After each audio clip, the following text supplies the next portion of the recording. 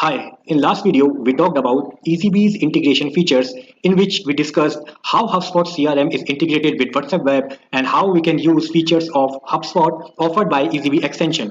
And now we are going to discuss all these features one by one in our upcoming videos.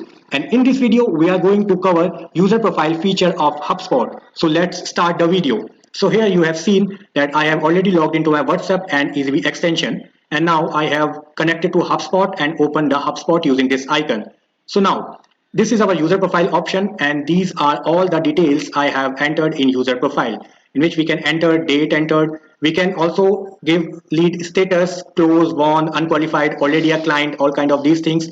We can also choose plan, that whatever be the plan of that particular client, and we can also edit all these things. Suppose we need some other things or we have to delete some things, we can just click on edit option, and now it's opening, and in this option we can edit or we can add or delete any other thing. Suppose we need a company size, date, anything we can add and just click on apply.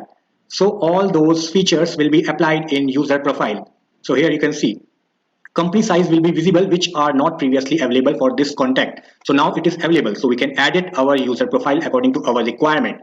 Now where it will be reflected, it will be reflected directly on HubSpot, which we can open from here, this arrow, and now our HubSpot contact will be opened. So on left side you will see all the things. This is life cycle stage, status, and all the information we have entered in user profile will be available here. So these are the simple steps to edit user profile, to rename user profile, or to add or delete any other thing from user profile.